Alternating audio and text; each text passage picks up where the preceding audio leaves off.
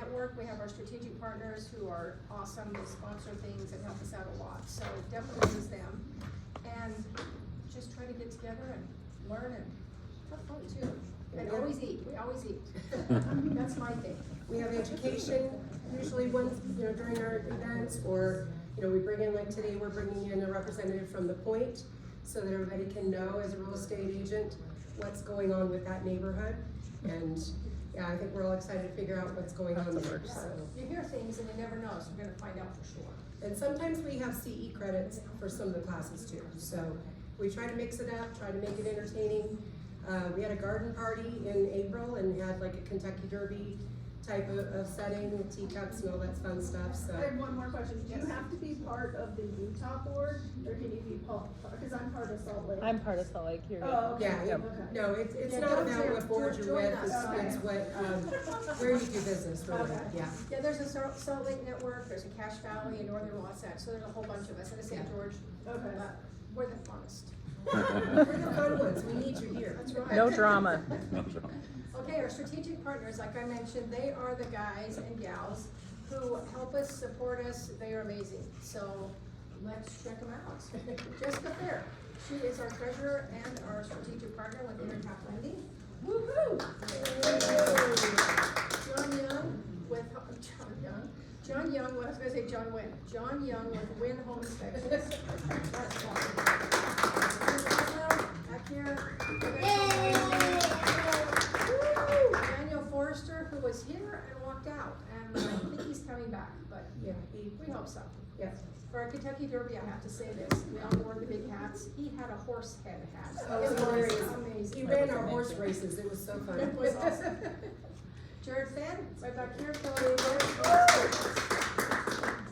Chad Claybaugh he's our broker sponsor. He's with, isn't he doing a camp out or something? Yeah. His wife, Jen Claybaugh, so here. they're both here. Oh, here's Daniel walking. Oh, there's Dan. There you go. Troy Warner, who is doing a class somewhere else, and I yelled at him. He's one of our strategic partners with First Class Home Mortgage. Jack Andrews with Edge Homes, he is also with a client right now, so he can't join us.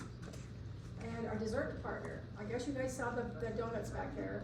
It's a new donut shop in Pleasant Grove, so take a picture, do the hashtag. They're giving away stuff, you never know, so yeah. We have an event on the 5th, from what I saw on their website. They have some kind of Also event that they're. tomorrow? No, Yeah. it's Saturday. It's Friday, the 6th. The It's 6th, it's okay. National Donut Day or So tell something. us more. So Okay, and I think they're doing. Can you tell us some more on the freebies and 6th? things, Do we so. know any more? No. So donut We days. just have to find the donut. How do we go? just find them on Instagram. Parlor Donuts, Utah. Awesome. So we'll do our pledge of allegiance. Everybody please stand and we'll. I pledge allegiance to the flag of the United States of America and to the republic for which it stands, one nation, under God, indivisible, with liberty and justice for all. Thank you. And our mission, I'm gonna call on our past president, Shauna Briggs, if you will lead us in our mission. She was the president of the Women's Council 2 years ago, so. Will you join me in reciting this? We are a network of successful realtors advancing women as business leaders in the industry and the communities we serve. Thank you. Our governing board, I'm the president this year. Michelle is our first vice president. Adrian wants to stand up. Adrian is your president-elect, first vice president, and Jessica, who is in the back, checked everybody in, she is our treasurer. These guys have been amazing this year, can't say enough great. But we do need, for next year, we need a treasurer, and we need a first vice president. Well, we have a first vice president, but we do have to have it open if anybody is interested in running against anybody in there. We would love to have you. We need a we have these filled, but we do have to leave it open. So Somebody wants to challenge. yeah. But we do have to have our elections done, which we're doing the end of July at our next event. And so we'll have the elections before that, make sure everything's sent out to everyone. And, oh, wait.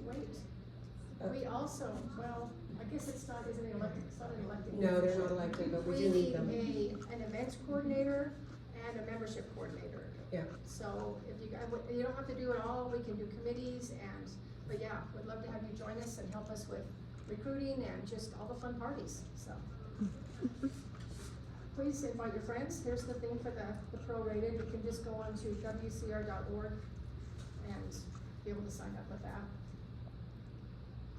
Next month, that will be our, event. We're gonna do a movie night, hopefully in a park in American Fork. Hoping, and we're also gonna do a school supply drive with backpacks, pencils, pens, whatever kids would need for school. Just trying to, we have some schools in Orem and around the areas that, need supplies, so we're gonna try and do that also. More information on that one. And definitely like us on your Facebook page, we have an Instagram page too. We do, Yes. yeah. So. So WCR, the hashtags, yeah. Utah County, or UT County. Yeah. No, we're not Oh, doing this we're yet. not there yet. All right, so, I want to, I can't read without my glasses. We have an awesome person here today. We have been wanting to find out more about the point, what's happening up there. He's the man. So I'm just gonna read this really quick. Don Willie. He's a seasoned executive and community advocate with extensive experience leading transformational change in public, private, and nonprofit sector organizations. He currently serves as the Director of Operations for the Point of the Mountain State Land Authority, Utah's transformative 600-acre infill development in Draper. Don previously served as the turnaround president and CEO of the St. George Area Chamber of Commerce and managing director at the World Trade Center, Utah. Don and his wife Jennifer are common community advocates and entrepreneurs, founding several local ventures, including the Love Utah Box, a curated gift box showcasing only Utah-made products. Don serves on several private and nonprofit boards, including Alta Bank, Utah Symphony, Utah Opera, Women's Leadership Institute, and the Utah Commission on Service and Volunteerism. So, I'd like to welcome Mr. Willie.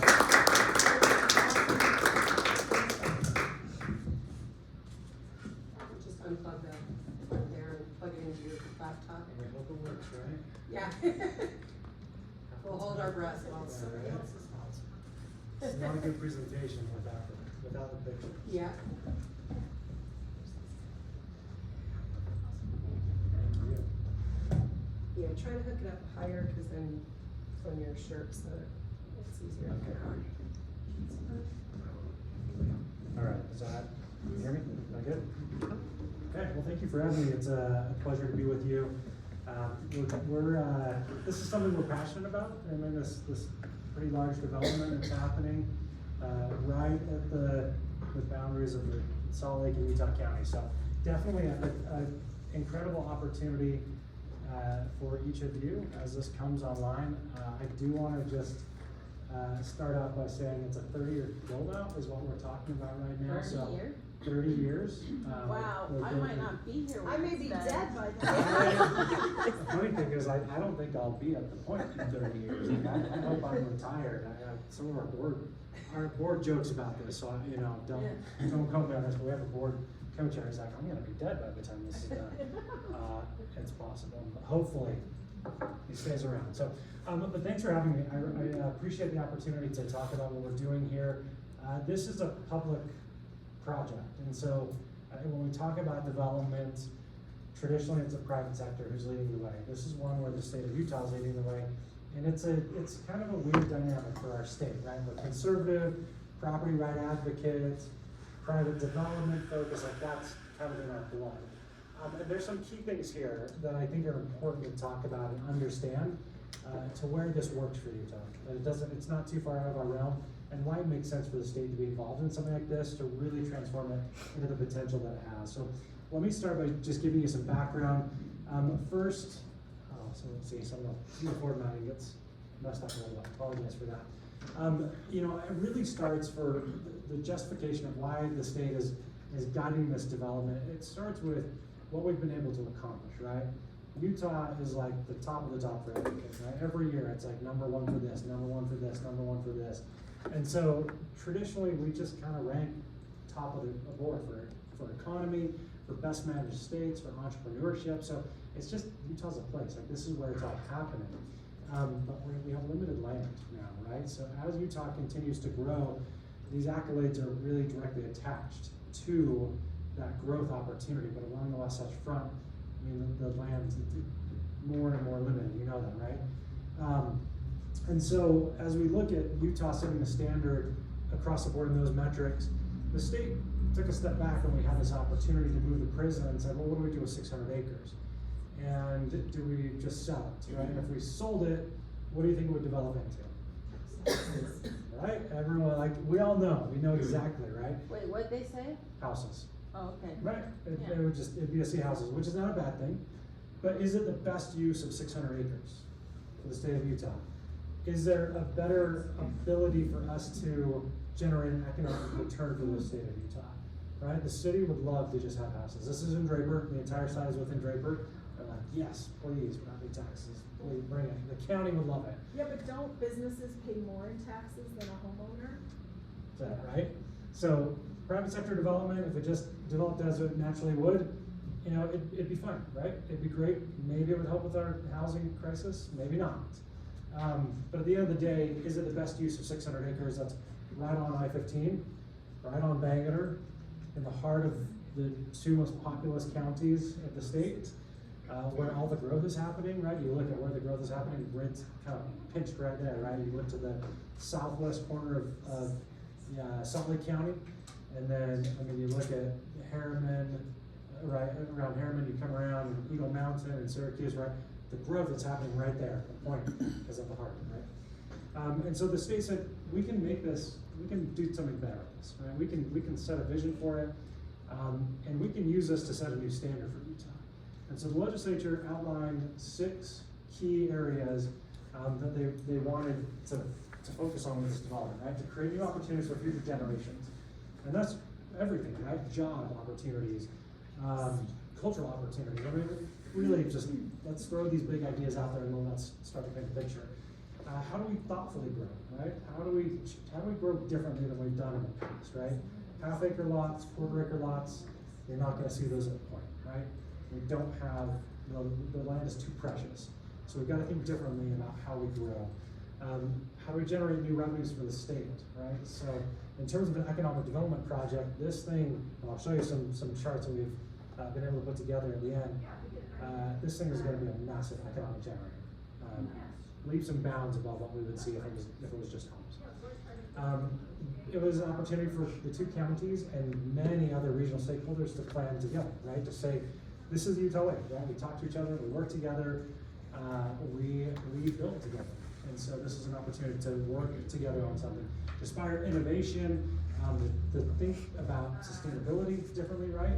And then to be forward thinking in transit, right? Utah is in the last 30 years, we've been in a really big transition for public transit. And the point is going to demonstrate new technologies that we can utilize and better connectedness that allows us, right? Has anyone lived in a denser metropolitan area? And where at? Well, I'm from New York, but my Okay. son lives in New York City right now, and when I see that, that's what it reminds me of. Do you drive in New York City? No, heck no. No, right? How about you? I live in San Francisco, and I'm really hoping for some walking living where I don't have to get in a car. Yep. And that's Wow, what and I we can't even plan to deliver. imagine that. And I lived in Washington DC, and I didn't own a car. I took the metro everywhere, and it was a dream, right? But it's because those communities were designed, right? The density required public transit, the capacity of roads, right? You can only expand roads so much when you have, the Lincoln Monument here and the tidal basin here, right? Like, you can't just expand roads limitlessly. And that's what we're now seeing in Utah, right? What do we do with I-15? Anyone familiar with Natalie Doctor? She's like the state economist. She's like the one who knows our economy better than everyone else. And she wrote an op-ed probably 15 years ago and had some big ideas for the state. And she's like, we can't really expand I-15 much more, so maybe in the future we'll see a double-decker I-15, right? Or we'll see Could you a imagine? freeway on top of a freeway. I don't know, right? It's the Brooklyn cost of it. Bridge. The Brooklyn Bridge, right? It's not. I mean, It's not Seattle. impossible. It's in Seattle, right? Along the bayfront there. So it's not out of the realm, but the cost of that, right? Just the sheer bandwidth cost of doing a double-decker freeway, what does that look like, right? We have these beautiful mountains, and let's stack a freeway, right? We're talking like 4, 5, 6 stories tall of road. And what does that look like with the beautiful picturesque background? So we've got to think differently across the board, right? And so, you know, for us, it really, that's been our charge, that we can't just develop as we've always developed. We have to use this opportunity to push the needle, and we have some tools in our belt that the private sector doesn't have. And probably the number one thing there is time, right? The private sector, it's a return, right? And the state can sit and wait a little bit, right? We're not in the best economic times we've ever seen right now. And steel prices, right? The president just announced he's doubling tariffs on steel. And that has us really worried. And that may slow down development here, but we can do that, right? We don't have to just go for the least common denominator. We can pause for a minute and we can develop what makes sense, and we can wait for some of those things as well. So again, we're at the epicenter of all the activity in the state. The development is by Utahns for Utahns. It's not developed by a California company that's coming in and saying, hey, you're gonna do it this way. It's not from the outside coming in. This is developed by Utahns. And I'll talk to you about the private sector development partners that have been hired. It's a partnership, so 3 of them. 2 of the 3 are Utah-based, 1 is Dallas-based, but it was really intentional to make sure that the majority of the stakeholders in the development were from Utah, born and raised. They've been developing in Utah for generations, honestly, not just decades, but generations. And that's a Palmetto Group and Wadsworth Development. And then Lincoln is the 3rd, and they're from out of state. And that's good, right? Let's bring some insight from outside of Utah. Let's make sure we're developing this by Utahns for Utahns for the future. So our latest, let me kind of run through timeline. We were started in 2018 by the legislature. That's when we were created as a political entity of the state. From 2018 to 2023, it was all planning and studies, and I don't think there's any development in the state of Utah that has been studied as much as this. We talk about traffic patterns, transit, building height, and density, groundwater, like everything, right? We have studied everything intensely. And so by the time we were ready to hire a development partner, we have a lot of data to back up how the best use for this and how it should look. And this is what we came up with. This is our framework plan. So this is the phase 1 development. This is only the first 100 acres. I'm going to kind of walk you through what phase 1 is. Puerto Rockwell Boulevard is right here. This is the westmost portion of phase 1 development. What is the road? Puerto Rockwell Oh, Boulevard. yeah, okay. Yep. So this is 146 south over here. I-15 is right here. Trying to give you the parameters.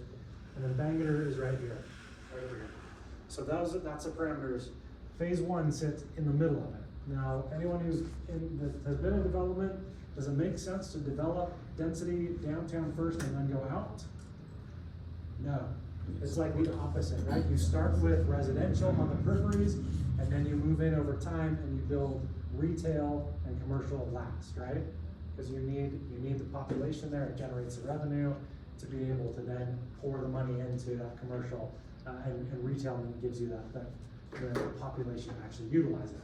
So we're doing this backwards, and that was part of our strategy from the beginning. Was we didn't just want this to be a bunch of condos and townhomes and apartments, and then someday we'll have some active lifestyle cool things we'll add in, right? No, we said at the very beginning, this needs to be mixed use from day 1.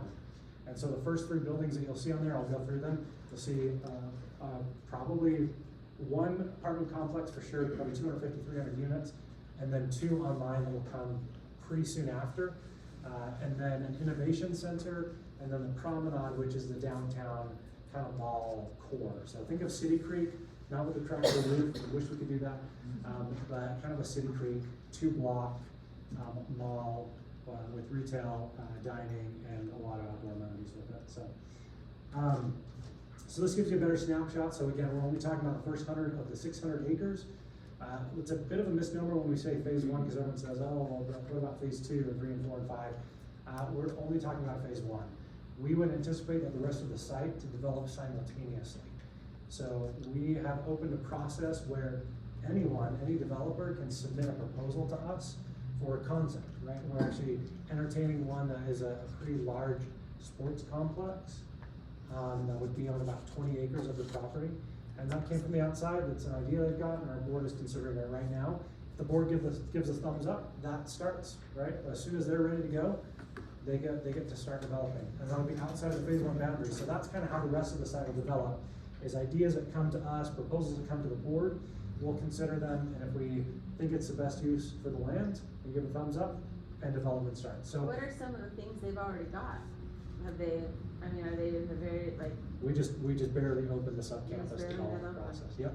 So if any of you have ideas and you've got a development partner that you can bring to the table and you wanna be a part of it, bring it to well, us. I'll let you know in about 30 years. I'm usually a day late and a dollar short. Let's go I'll 15 years. think of my idea right when it's, you know. It's done. At the Yeah. very end, I'll save half an acre for you. Okay. How's that? Yeah, I'll It'll- get there, it'll I'm just a be- little slow. It's only witnessed $10 million that. You said for it half acre. Yeah, I witnessed that. I got proof.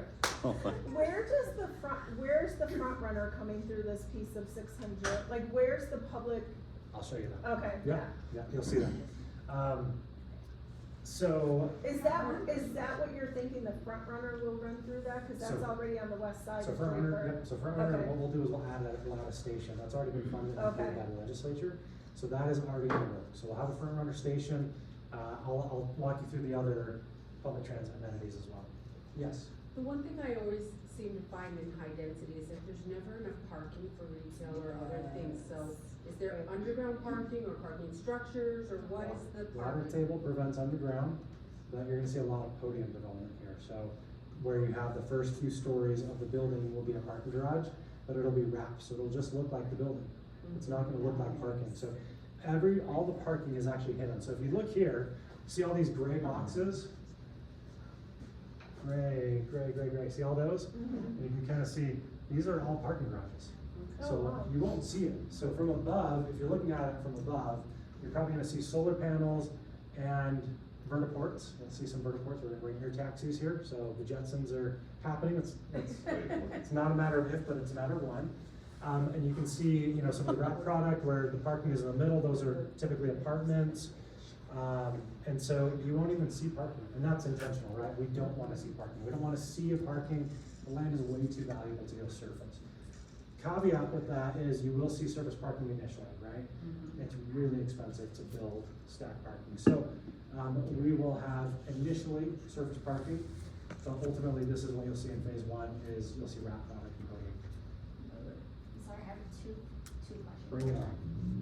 Is any of the parking going to be the new, like, where they have the elevators for your cars, is that in this plan? I know they have some downtown Salt Lake, I just didn't know if they were, cause it does shrink the footprint. Yeah, so it's not envisioned here. A lot of this is within phase 1. It really comes down to financing, right? And so I don't think our development partners are at a point where they can provide that type of amount. Question 2, what is the demographic study that has been done, and you might be coming to that later on, like, what was the idea of who's gonna live there, who's gonna use this, So realistically? the product is probably gonna drive more than anything, right? So the type of product that's on the site is gonna drive who this is for. And yes, a lot of thought has gone into it, so let me come back to that. Can you This- show us where, you said something about Jetsons? Yeah, Where are they gonna be landing? I'll show you. All great questions, but you gotta wait for the pictures, Okay, guys. sorry. Again, another snapshot of what this looks like, and now adding in the green space. It's really important for us as we thought through this. I mean, we had proposals, right? Just turn it into a 600-acre park, which I would love that. We would all love that, right? No, it doesn't Is bring it- any money. Is it the best use for taxpayers? No, right? Like if we could bring a central park to Utah, like in New York, like how cool. But at the end of the day, we have so many parks, and I mean, gosh, look at the mountains, right? Like, we have our parks, right? And so what you'll see is a lot of green space that is woven throughout the entire site. The most iconic green space here is called our River to Range Trail. And I'll talk more about that, but that is, again, very intentional to bring the outdoors into this site. We're also focused on micro parks. So all throughout the site, you know, you'll have maybe a little dog park here on the corner, or maybe part of a wrap product, so it might be behind the building. But you'll see all these little micro parks throughout. So no door on the no door in the site would be further than half a mile away from an open park or green space, right? So if you just want to get out, you want to sit in a little green courtyard, you'll find it on there, right? One of these, right here. This is the chapel on site. If you've seen the one building that still stands on the site, it's an old chapel. That will stay. It's a historic feature. But you know, we're taking each of these green spaces and saying what makes sense. And so this is going to be a more contemplative, quiet green space area, as opposed to over here, which is active lifestyle. And then we get to the central green. This is like full activation, concerts, farmers markets. Like this is where it's like 24/7 going to be really cool environment. So you'll see how that's thoughtfully been planned throughout the entire site. Liquor license? Oh my gosh. Let's not talk You gotta about go that. back one No, time. are you gonna have Go back restaurants that once. are able to get liquor license there? Yeah, so Okay. this past legislative session, we fought hard and we got a carve out. So Good. because of the density and the way that we're developing this, we can't achieve our goals Yeah. in this mixed use development without a more laxed approach. I mean, just the green space proximity, right? The parks, the playgrounds that are close to bars and restaurants. I mean, this will be, like, right here is an incredible dining courtyard area. Obviously, there's gonna be alcohol there. There is a park right here. This is a park, and this is a kid or a playground right here. This is a trail system, right? And no matter how you feel about alcohol and proximity to kids, like, sorry, like, if you go anywhere else, it's there, right? Yeah. So, we gotta do our job as parents, but we also have to live as a community as well. So, I wanna get into politics here, but we did get a carve out, and we do have the ability to blend the two, right? So, no, we're not gonna have like toddlers on a bar, right? So, we're okay. Is there a limitation on the number of stories buildings can have? No, so we have no height limitations. We actually, as a land authority, we have all zoning, planning, we have all the power, right, to make this, what we would like it to be. Here's our restriction. We have 600 acres that's landlocked between 2 freeways, 146 south. So if we went 20 stories on all of these buildings, can you imagine the congestion? So the traffic modeling, that's what the limiting factor is for the height of the building. I think you're gonna see more of a European style, right? Like if you've been to Paris, London, it's like 6 stories, right? 6, maybe 7. That's probably the height that you'll see for most of the buildings. You'll see kind of a European feel, not in terms of the style of architecture, but the size, the height. But you will see some buildings that are maybe 10 stories, 12. I don't think you're gonna see much higher than that. We also wanna keep the site nice for the mountains.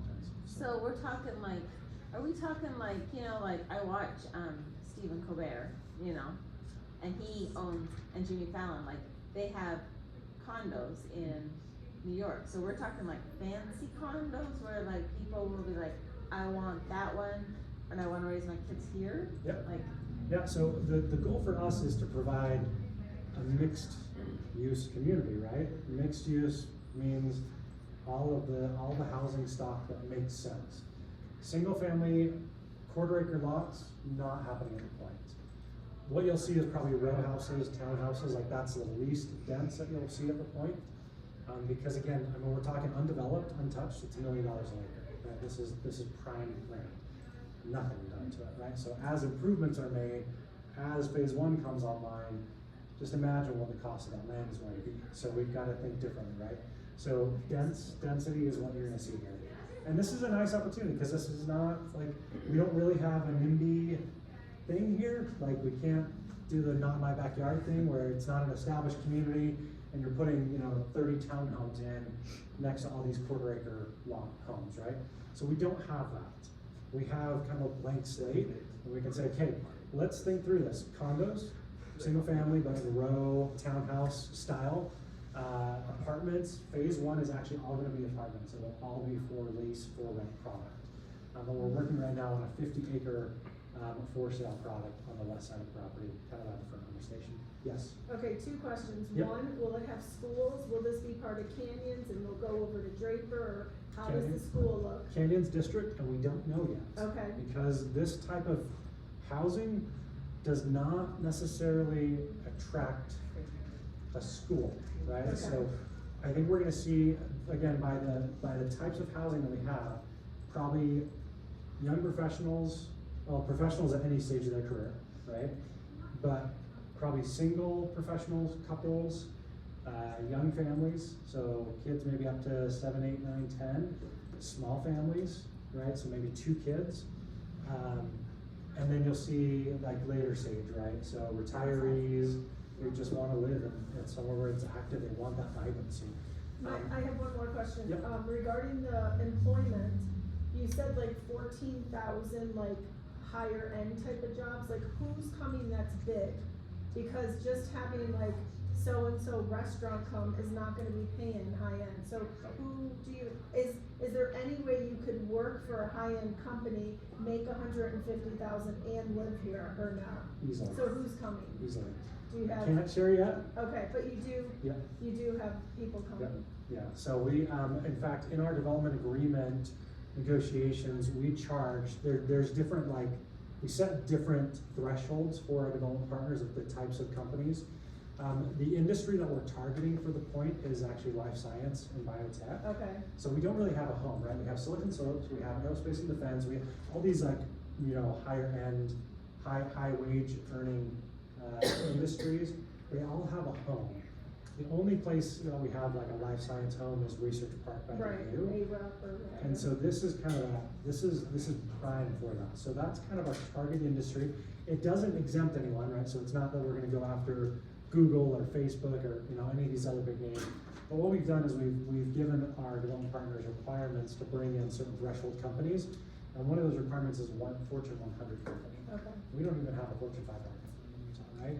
So if we land a Fortune 100, which they are contractually obligated to do and we'll hold them to it, that's a big deal, right? And those are not, $10 an hour wages. So, yes. Do you anticipate tourism in this area since it's going to be a new development? Yeah, not necessarily. Like, we'll have attractions here that will bring tourists. I don't necessarily think this will be something that, you go to Paris for the Eiffel Tower, right? So like those iconic features. Governor Cox has talked about building an iconic feature on the site. If we can fund it, right? If we have half a billion dollars to do something like the Eiffel Tower, we'd love to see that, and that could be a tourist attraction. But the amenities, like if you're traveling to Utah, you may want to stay here because of the modern new amenities. But it's not necessarily a tourist destination, right? It's meant to be residential, mixed use that all of us can use, right? Not just who lives there, but everyone. But there will be amenities that tourists will probably want to come. Well, if it's of any unique design, maybe some people will want to go there to tour it and look at it. Yeah, I hope we get some cool buildings. I like architecture, right? So like, when I travel, like I want to go see the cool buildings. So our hope too is I want to see some unique architecture here that would draw some tourists to say, I want to make sure I stop there while I'm in Utah. Yes, here and then I think, yes. So, this is one great big unit. Are you always going to be over it? Or if I go in and I decide I want to put a pizza place, are you gonna govern that, or do I govern my own? So the way that phase 1 is developed is long-term ground lease. So we have leased with the private development partner, so they're the ones that are building. The state is not doing any building. We're not the landlord for any individual business. We're the landlord for the development partners, and then they are the ones who will lease out. So all of phase 1 is leased. Outside of phase 1, that is to be determined. So So it'll all be under one person. phase 1. Yep, just phase 1. So that's only 100 of the total 600 acres. I don't know what the rest of it looks like, and that is gonna change over time, right? We did not envision a for sale product where we're looking at it right now. That's new, like in the last 6 months is what we've been talking So about. everything you're building now is for rent. Just in phase 1, yep. But that for sale product, as we move forward with it, we could start constructing that in the next year.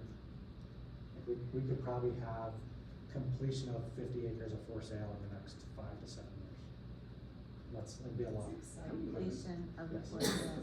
Yeah, so we could be a full completion of 50 acres in for sale product in the next 5 to 7 years, but the first one's coming online in the next 12 to 24 months. Why did you guys go with apartments as Yeah. your first phase? It's a I would think finance, you would want ownership. it's a financing thing, right? Oh. So for us, again, the state can wait on our return on the investment, right? So we don't have to have that return tomorrow. Okay. So for us, as we looked at it, we said, what's the maximum, what's the best use of this land? And what will generate the best return for taxpayers? And a long-term ground lease generates the best return for taxpayers. Over the course of 99 years, the state's gonna make a lot of money, right? And we don't know what the state's ultimately gonna do, right? Is that a tax decrease for us as residents? Does Never. that eliminate sales tax in the state? Does it eliminate property tax in the state? We don't know, right? I hope that that's what the legislature is contemplating, is how do we reduce the tax burden on Newtons by investing in developments like this, right? That's what I wanna see as a taxpayer, right? Like, gosh, get rid of my property tax. If we can generate that revenue from this, give me a 50% discount on my property tax. That's a big deal for our state, right? Yeah. Sorry, I just wanna make sure I understand. So the first 100 acres is only gonna be apartments, they're not gonna have condos and townhomes? Well, it's for lease product, so Okay. condos, As a lender, when we hear the word leasehold, yeah. and there's a property being sold in a leasehold, it causes immense amounts of problems, and so especially depending on how that lease is written. Yes, welcome to the new era of Utah real estate, right? This is, the legislature is actually working through this. I know it's been a big issue in the past, and a lot of the issues have been caused by legislation. And I know that the state's focus, I think you probably all heard, Governor Cox's challenge, how many homes in the next, it's like 40,000 starter homes, right? And to date, like 12 have been built of that goal. And so he held a press conference like a week or two ago and said, hey, we're gonna do condos, we're gonna do starter condos. And so, it puts the state in a position to say, okay, what do we have to do to make this work, right? And Utah, the demographics are shifting here, right? I'll tell you, I probably would have wanted a condo. Growing up in a more metropolitan area, like, I probably would have rather started with a condo. Well, they And then really grown make from there. them like, cause I own a condo in a midsection, and like, you can hear the neighbors up a little bit, my tenants say, and that's kind of like, will they build them a little more quality to where Yeah, you this- don't hear? Especially our development partners, like, again, when we say setting the standard for the state, it's setting even building standards, right? It's setting, not just building standards, but it's from a sustainability standpoint, right? Every fixture in every unit in the entire site is gonna have a water, water friendly standard, right? So, again, we're looking at all these little elements to make sure that we're setting a standard in Utah. Yes? Water was actually where I was headed. Yeah. We do have the water for the first 100 acres and 600 acres, and that's a We'll lot pray of for people, rain. and climate is changing, you know it, it's happening. It was 90 last week in May. So what are we putting tanks on top of these buildings to help collect that water and reuse it properly, so it's not going, not that I don't want it to go to the lake, I do, but how are we going to manage this many people yeah. coming? So a lot of this is really interesting, and again, like, I came from a policy background, and like, construction and development is not in my background, so like, I've learned a lot. But one of the things that we've realized is the way that the state calculates water shares in development is purely based on quarter-acre lots, right? And I say quarter-acre just kind of standard, right? But the state's calculations for water use are all based on that. So we're at a point where, like, we're actually having to reanalyze water policy across the board, because the way that this development would pencil, there's no calculation that makes this work, right? The water usage based on the population versus the land that's being used, there's no calculation that makes it work. So we're actually pioneering how the state looks at water usage and shares allocated out. But we've in all of our calculations, we are We are good for the first 100 acres and the most dense part of the site, right, from a residential standpoint too. We are confident that we'll work with our area water districts to secure enough water for the remaining 600 or 500 acres beyond that first 100. So yeah, reuse, water conservation from day one, that's all part of the plans.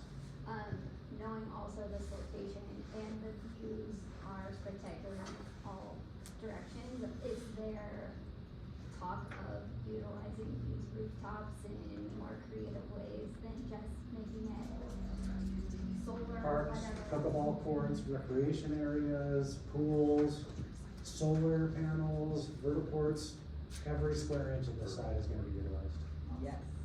Yeah, so your rooftops are not just gonna be, right? I have an idea, don't sell our water to California I anymore. love it. Cause everyone's coming here anyways from there, so we need that water. I know, it's our water.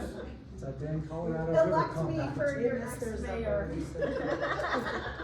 I'll get it done. Can we ask about, road ingress and regress? Like, for example, if you go to Lehigh, just on a little bit of the west side, I mean, you cannot get in and out of those neighborhoods. I mean, it's impossible. Between 3 and 7 o'clock, you cannot get out of those neighborhoods because there's really one way in and one way out. And that's probably what I see the biggest issue is I see they give out 100 building permits. It doesn't matter if it's in Spanish Fork or if it's in Salt Lake or Sandy or Harriman. The road congestion is just huge. And everybody's like, oh, but they only have one car. Everybody has 5 cars. Come on. I So know, you don't- and Draper's already, I just moved out of Draper, it is so congested, we would Don't go you to. love 123rd South? Yeah, we would go to the Sandy best. to eat, because you can't get up to 123rd. Yeah, we're on the border of Sandy and Draper. Yes. And that's our main way to get to the Oh. freeway, and it's the worst. right? How are we gonna prevent this? It's just right there. And So- there's already all those, between 123rd and Bangor, there's already all those west side apartments, tons of apartments. Are those No, but that's why this apartments is built a to, work like, block neighborhood. This is Yeah, not but meant if to I be a wanna commuter. go, if I wanna go and eat at those restaurants, take in a movie, see a concert in the park, how do I get over there? And this is where all that traffic modeling. Fly. Yeah, actually do, yeah, flying is vertiports, right? Oh, So, yeah. I mean, that's where it becomes so important to look at the broad array of transit options. Adrian, how much time do I have? 10 minutes? Is that good? Okay, all We right. can't even get up the canyons to ski. It's the How worst, are we right? gonna Like get as a in kid, I here? loved going up Right. the canyons, now I hate it. Right. I've not been up the canyons in like 2 years, cause it's so terrible. Okay, so transit, so this is where things change, right? And if you look to these other metropolitan areas, there was a point at which, for residents, it switched from wanting to have cars and drive everywhere to saying it's too much of a hassle, okay, I'm gonna use public transit, right? And then all of a sudden, public transit is like, it's amazing. Our public transit infrastructure is not there yet. It's right? awful. It's not easy. even open on It's some not- Sundays. it's not If it's a convenient. holiday and a Sunday, you can't get anywhere on our public Exactly. transit. So it's a bit of a chicken or the egg, right? Like when are residents gonna adopt public transit as a good use? Never. And when is public transit going to be comprehensive enough that you can Right. get where you need to go without having to walk 15 miles, right? If I need to go to IKEA to pick up something, how am I gonna get there on transit, right? I'm not. There's no reasonable way for me to get there. My wife and I would go to Costco and we would haul fans and all this stuff in DC and we looked like complete insane Utahns, right?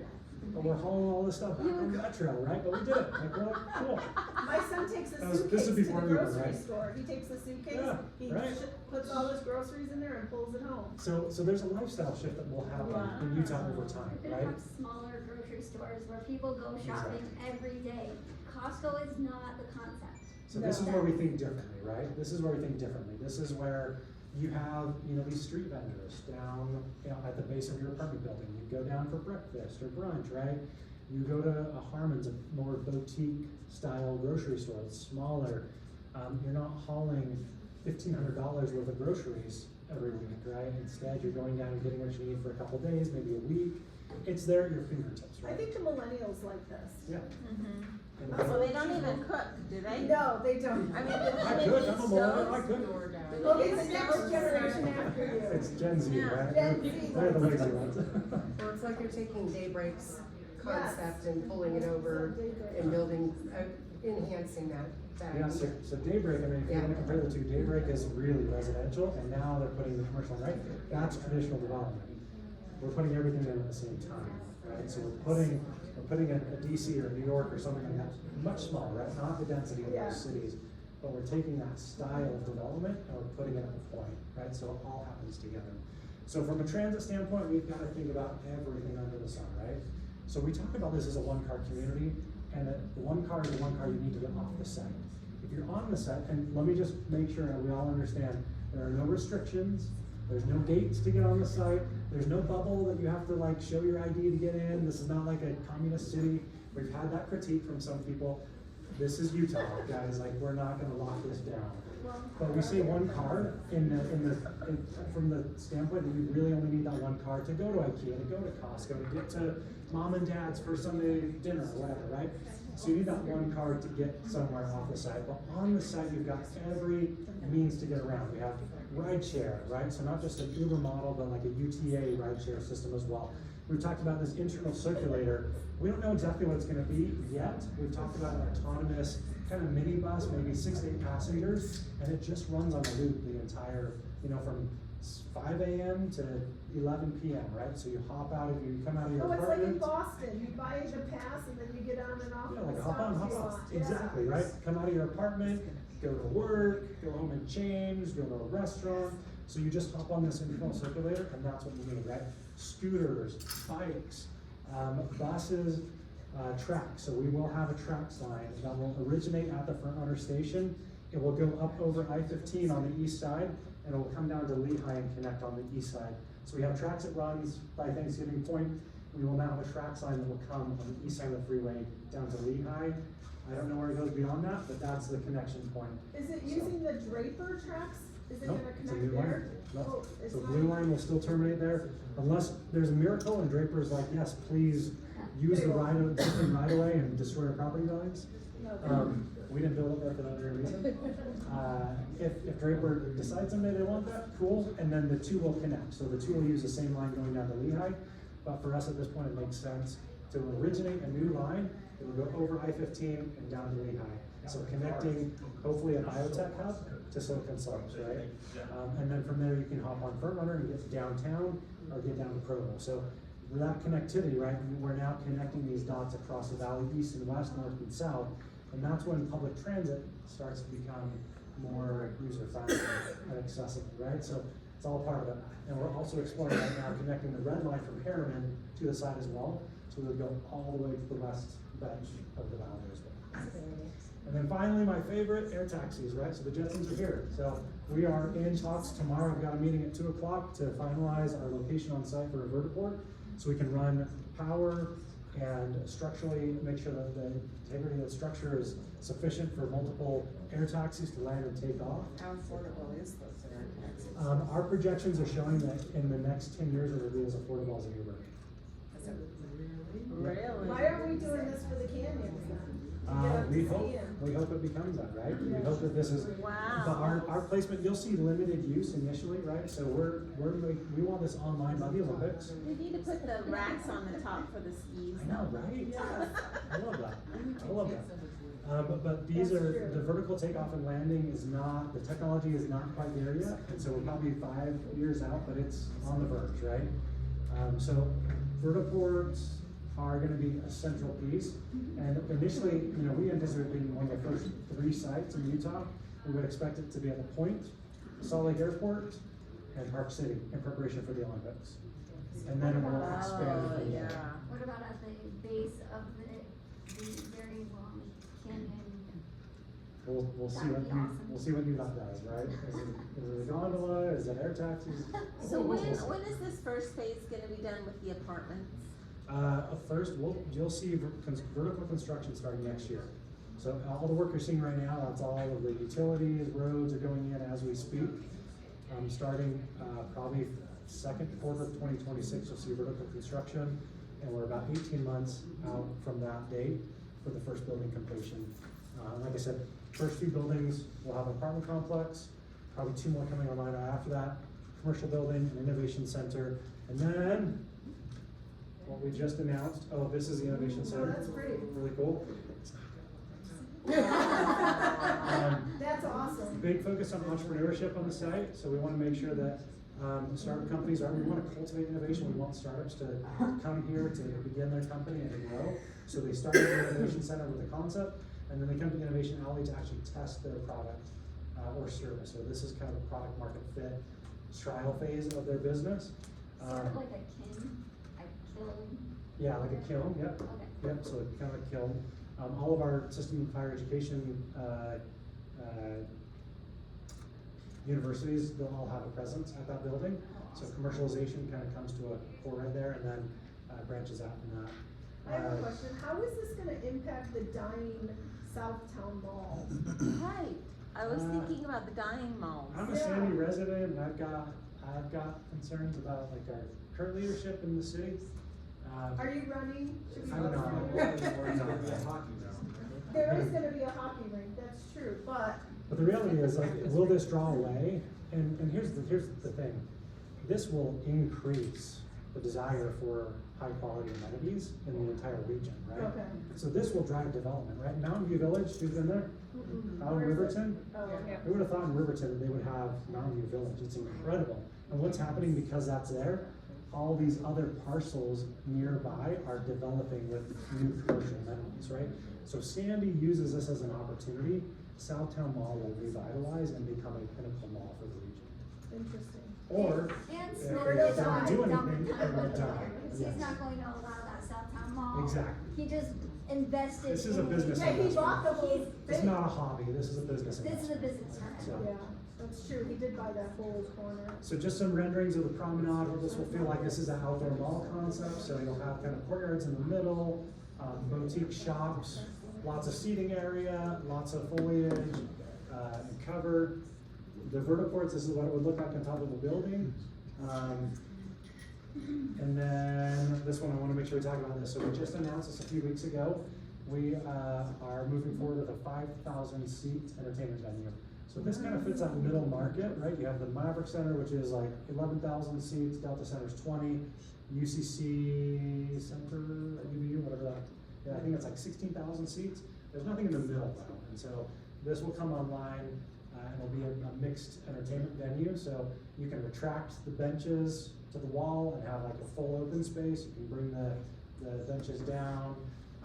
And so this will be kind of a game changer for the entire region and the types of entertainment we would bring in, and the style of venue. So a lot of tech is incorporated in this as well.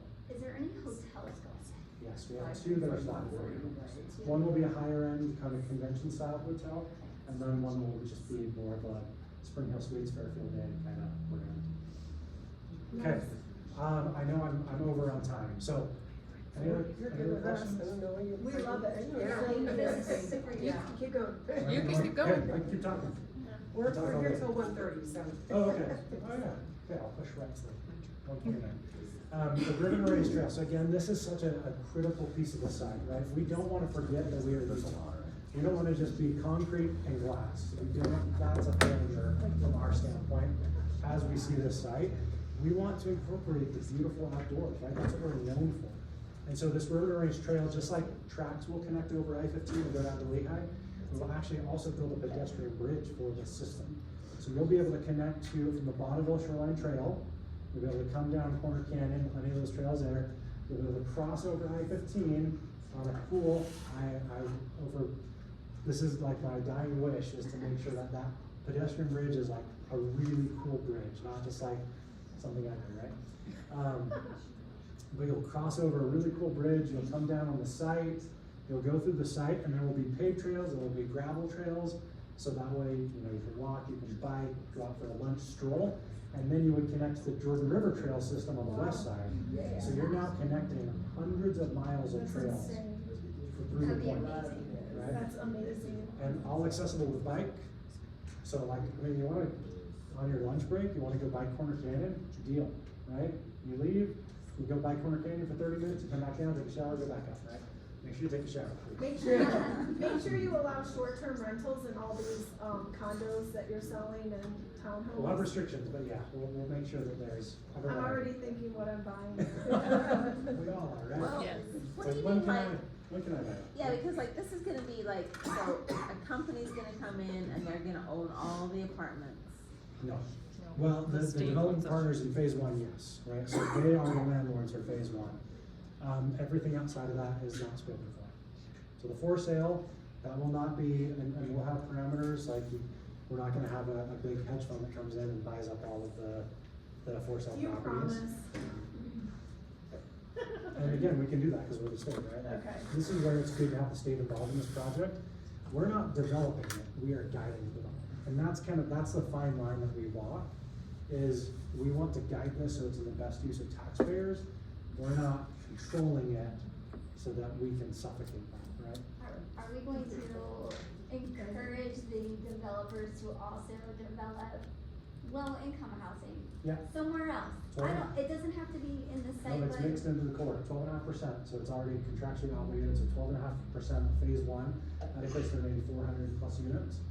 Will be It has to affordable. be under 300,000. And it's 60 and 80% AMI, so we're hitting kind of the affordable and the more deep affordable, so we're hitting, and it'll be on an income scale, right? So it'll be mixed use, right? So throughout the entire site, you can have, someone down the hall that is in the lower income bracket, and that brings.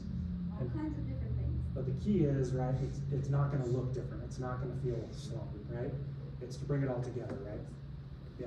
Is the state gonna retain any property or their office buildings or public use of any It's type? too valuable, like that's, like even Not a our good offices, investment. we're in Taylorsville, and I don't even know if we'll have an office there, because why would we when we can maximize our revenue generation? It's cheap for us in Taylorsville, why would we take that office space, right?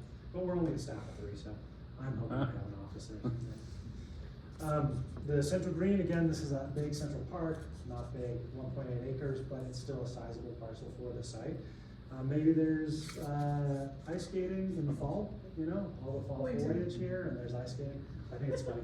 These are our Chicago architects who put this Okay. together, and we're like, In Buffalo, you can ice skate in the fall, yeah. like, this isn't really how it works in Utah, but we'll still show it because it's pretty, fall with a Christmas tree in the background, yeah, it doesn't really work. All right, so let me just kind of walk through. So what we did is we developed the baseline and the framework plan, and these are the comparative economics for the site. So the baseline is if it just developed with houses, right? So this is we sell off the 600 acres, 8,000 jobs primarily from construction on the site, so not long-term. The earnings, 688 million annually. And then on that GDP, right, the total benefit to the state, 1.2 billion. As we're developing it now with the framework plan, we take that GDP up to $7 billion annually to the state. That's a big number, right? It's a big number. Who knows what our state budget is? 3 billion. It's like 30 billion now, Oh. right? It was 12 billion when I was in the governor's office, so it's in 14 years, it's grown a lot, right? But to say that almost a third of our budget could be generated at this one site annually, that's a big deal, right? The job creation, 46,000 jobs as opposed to 8,000 jobs. 4.3 billion in earnings, right? I mean, this is a big shift here. And this gives you just another representation of that divergence, right? So the baseline to the framework plan. And we would expect, I would say these are conservative. I think when we see the full build out of the site, I think that framework plan number will be higher than what we expect right now. What is your actual, you're saying this is a 30-year plan. Let's be honest, it's not gonna take 30 years. Like, what is your realistic estimate? We know the Olympics are in 10 years. Yeah. They're gonna push this through as much. Is anyone recording? As much as you can, I'm assuming, for the Olympics. You're spot on. 10 years is our timeline. That's what we're shooting for, at least for phase one, right? That We down might be time. alive. We We plan to be alive. So 10 years is a timeline for phase one for max completion. We'll see maybe, I would say maybe 30 to 40% outside of phase one completed. So I think, maybe if I'm pushing it, I'd say 20 years we're fully completed. But 10 years is what we anticipate. Max completion for phase one, and then around the periphery is probably 40%. Which just bumps up all of those It does. numbers way quicker. Yeah. the state's getting all of their revenue way faster. Exactly. Oh, take away. And lower our taxes, right? Lower our Yeah, taxes. hopefully. Well, so you want So to- I don't really understand how solar works specifically, but are you guys building the solar component that it can actually, besides help the people on this land, it can actually help other Utahns Yeah. and bring their power costs down? So it's all battery storage, right? So that's where Right. we're at, right? Solar was cool 10 years ago, oh yeah, put your solar panels on, but you can only use it when it's being generated and then Right. applied, right? So the key is energy storage. So solar is solar, but it actually becomes a real power source when you can store it. So you'll see a lot of, I mean, the battery technologies are just like every year, we're becoming like 100% more efficient with battery storage. It's incredible the pace of technology with that. And so you'll see battery storage is anticipated, calculated on the site. We're also looking at geothermal as heating and cooling sources. We have geothermal well under the site, so we're looking at that right now. But will that just help the site or help all of The us? geothermal probably just the site. Okay. But the solar could very easily be sold off Okay. and used in surrounding communities. Yeah, but that does help, I mean, if you have the geothermal, that just means they're not using the solar and it's going Exactly, out. exactly. So, they work together. Yep, so we're looking at every resource possible, what can we take advantage of? I mean, there's a data center nearby, and heat generation for a data center is incredible, right? So we're even talking about, okay, how do we pipe that heat onto the site and utilize that, right? And so that benefits them, and we can exhaust it to us, we can use it in the heating systems on the site. So we're looking at every avenue possible to reduce cost, to use what's currently available to us, reduce the footprint that we have, right? Like this is not like a hippie development, but this is Utah, right? We live in a desert, right? We live in a desert, we have limited water, we live in a bowl, pollution's a real thing, like we've all felt it, right? It's not some conspiracy theory, like I have asthma, and it sucks when we have high pollution days, it's nasty, as realtors, right? You bring someone in from out of town and you're like, hey, look at this beautiful pollution, right? We're trying to get away from that when it comes to Utah. So we're looking at all of those nuances and making sure that we're doing our part as a site. Let me go back here for a So second. first on, this is incredible, like, it's obvious that a lot of work has gone into this, and can you just share a little, I know it was real quick at the beginning, of how long you guys been working on this, and who all the players were? So the conversations around moving the prison started 15 years ago, so I mean, this is a long time out here. The POMSLA, so POMSLA, Point Mountain State Land Authority, was created in 2018, so that's when we first started. And really, I mean, the first year was kind of like startup fumbling and who knows what we're doing. So really like 2019 to 2023 were the prime years. We brought in the best of the best across the nation, right? So SOM for architecture, design workshop out of Denver for planning layout of the community. I mean, we brought the industry leaders to help us understand how to hit these high benchmarking standards. So we spent 4 years planning. That's a lot of planning, there's a lot of analysis, the data, and millions of dollars of study went into this to get us to the point where we can develop this in such a way that it becomes such a huge generator for the state. So excited, that's really, really good. Thank you for the excitement. We appreciate it. We have some naysayers out there, so we'll take all the exciting that we get. There always are. Always are. I just can't wait for us to buy stuff. It's meant to be the new belt. Yeah. I just don't understand. You're right. What, data centers, are in that area, or are you gonna develop some new ones there? We don't anticipate developing data centers on the site. Again, maximum use of the site, right? So we expect those to, I think more data centers are gonna push out to rural Utah. I don't know the ones that are right nearby. There's one that's right in Bluffdale, kind of right off of I-15. And then there's one that will just be across the street from us as well. It's not built yet, but it's coming from us. I would anticipate a few more data Well, centers. oh my gosh, a lot of data centers. So, any other questions, comments, Can any you ideas? elaborate a little bit more on why they're doing renting at first? Like, what is the draw there? It's Is it because of the financing. millennials? It's just financing. Just because they can charge more or something? Or what is the Yeah, financing? so it does, the development doesn't pencil for them if they do for sale in the first phase. For them to pencil, so think about, this is a really unique model. The state is long-term ground leasing to the developer. That means they don't have any collateral to take to the bank and say, hey, give us $2 billion to build what we're building, right?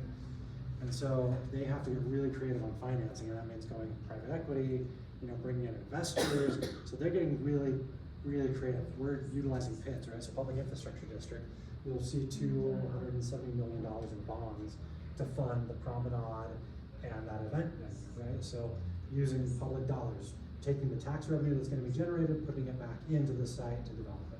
So they're really utilizing every financial tool possible to generate the biggest return, not just for them, right? If they win, we win as taxpayers, so it's a win-win for us. So it didn't pencil to do for sale, right? Once that revenue's gone, it's gone. Is this all opportunity zone then? It's not an opportunity zone. I know, we missed it up. We missed it up. I don't know, maybe there'll be more opportunity zones with I Trump hope office. so. Okay, yes. Did that hand thing ever get settled? That What is- hand structure, statue thing? Let's do a poll. Who loves the Statue of Responsibility? Is that No. hand I hated sculpted, it. 300 feet tall? Yeah, stupid. There's your answer. It got settled though, finally, like done. I can't comment on it, but that's your answer. When you said to her that it was, bonds Uh-huh. and all that, I'm thinking, are we gonna be voting on these? Cause you know how we're always voting to pass this bond or do that bond? Not or- with the Public Infrastructure District at this site. Okay. There's no residents to vote on it. Okay. So it'll be the first of, I would imagine, several bonds. Typically, the bonds that So we're would voting we for be are seeing school that in our improvement. taxes? No. It's utilizing tax revenue that's generated from sales tax Okay. and parking districts. So it's all revenue generation that's not like a property tax. So it's not automatically applied to everyone, right? So it's not a property tax where we all feel it. It's only Okay. those that are shopping on the site. So the more revenue that's generated from tax income, the more that can be leveraged to I facilitate still keep amenities. hearing you say the word tax, and I think my taxes are going up to You're pay good. for this. Okay. You're sure? Yeah. Okay. Where do you live now? Cottonwood Heights now. No, you're fine. You might get some taxes as they develop right outside of, Cottonwood Canyon there. Yeah, So yeah. that's gonna be really cool, once Yeah, they isn't figure that that out. apartments going first I too think, I'm there? sure it's gonna be apartments first, but the Yeah. amenities, the retail, the restaurants, like, Yeah, yeah, I'm excited for that. I am too, yeah. Yes. How does this compare to Utah City by Military Corporation? Yeah, I think they're very similar actually, and we look at them as complementary projects, right? We wanna see them both succeed. What was the question? And bring- Sorry, Don, we didn't. How does it compare to Utah City? Oh, okay, thank you. So I think, I don't know the density that they're shooting for. As I've looked at the renderings, I think that the point will be more dense. And I think you'll see a lot more public transit options. Like we're focusing again, you've got public sector that's guiding the growth and this one, private sector guiding this. So naturally, we're gonna have some divergences in those two types of developments, but I think they're gonna be very similar from a mixed use standpoint. Are you sharing resources and cooperating with developers who want to develop similar cities for Eastern Pennsylvania? I don't know, we're on the state side, we're not, right, cause again, we've leased the land to the private development partners. I would assume the development community is pretty close knit, so I would assume that they're having conversations. We are talking about placement of certain facilities, right? Huntsman Cancer Institute is gonna go at Utah City. And U Healthcare Systems has already approached us about what they could bring to the point. So it's obviously not gonna be a cancer hospital, because we don't want those to compete with each other, but they have a complementary facility at the point that would bring those services to the south end of the valley, north end of Utah. That would be nice.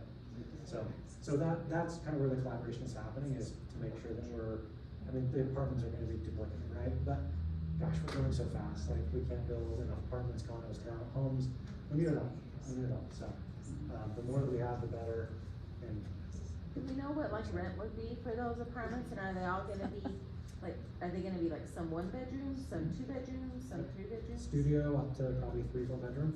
So, it's Utah, right, so they want to have a place where a family could live there long term, and demographics are shifting here, right? There are people that, they want to rent their whole lives. I don't want know, that. I don't I wanna generate the understand. revenue I want my house in retirement, right?